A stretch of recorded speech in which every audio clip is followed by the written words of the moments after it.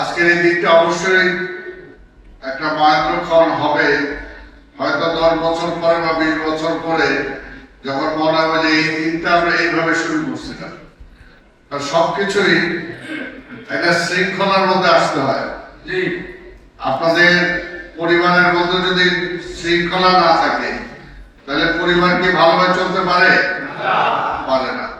আজকে ঢাকা শহরটা এমন একটা অবস্থা হয়েছে যে কোনো নিয়ম শৃঙ্খলার মধ্যে নাই, না থাকার কারণে আমরা সবাই বলি যে এইভাবে তো ঢাকা শহর চলতে পারে না। শিয়া বাটার ও ভিটামিন সমৃদ্ধ লিলি বিউটি সোপ, তারুণ্যময় উজ্জ্বল ত্বকের জন্য। রিমার্ক, আপনারা যদিও ব্যবসা করেন, যদিও যারা রিক্সা চালায়, যারা বাস চালায়, যারা আমরা হাঁটি, সবার মধ্যে কিন্তু একটা ডিসস্যাটিসফ্যাকশন যে না এইভাবে চলে না, এটাকে সুন্দর হওয়া দরকার। তো সেই কারণে আমি প্রথমে আজকে আমাদের মাননীয় প্রধানমন্ত্রী জনাব তারেক রহমান সাহেবকে ধন্যবাদ জানাতে চাই যে আপনাদের এর আগেও বলেছি, অনেকে যখন বলেছে যে উচ্ছেদ, যে হকার থেকে উচ্ছেদ করা হবে বা হচ্ছে, তখন কিন্তু আমি বলেছি, এবং এটা ওনার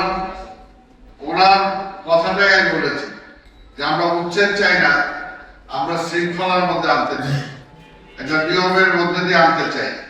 তো সেই কারণেই আমি ওনাকে ধন্যবাদ জানাই। উনি সবসময় আমাদেরকে বলেছেন বারবার, এই যে লোকগুলো এখানে ব্যবসা করে, তারা তো নিজেরা বেঁচে থাকার তাগিদেই করে, নিজেরা পেটের টানেই করে, তার পরিবার পরিজনকে নিয়ে যাতে ভালোভাবে থাকতে পারে সেটা জন্যই তো করে। কাজে আমরা রাস্তা পরিষ্কার করব, ফুটপাথ পরিষ্কার করব, এই লোকগুলোর বেঁচে থাকার কি ব্যবস্থা হবে? কাজে উনি কিন্তু অনেক মানবিক। সেই কারণে উনি সবসময় আমাদেরকে বলেছেন যে তাদের তো বিকল্প ব্যবস্থা গ্রহণ করতে হবে। তো সেই বিকল্প ব্যবস্থা এবং কিছুটা শৃঙ্খলার মধ্যে আনার জন্যই আমরা যে প্রকল্প শুরু করেছি। আপনারা শুনেছেন, আমাদের চিফ মিনিস্টার সাহেব বলেছেন যে আজকে হয়তো পুরোপুরি আমরা এখান থেকে সবাইকে দিতে পারবো না, কিন্তু আমরা শুরু করছি এবং সেটা হয়ে যাবে আস্তে আস্তে সবকিছু। আর আরেকটা যেটা, ধরেন এতদিন আপনারা ফুটপাতে ব্যবসা করছেন, রাস্তার মধ্যে ব্যবসা করছেন, যেটা আনিস সাহেব বলছে, ওনারা তো চান না যে পুলিশ যায় আপনাদেরকে উঠায় দেয়, আপনাদেরকে দৌড়ায়, আপনাদেরকে ধরে নিয়ে আবার জেলে দিয়ে যায়। এটা তো কোনোভাবেই কাম্য না।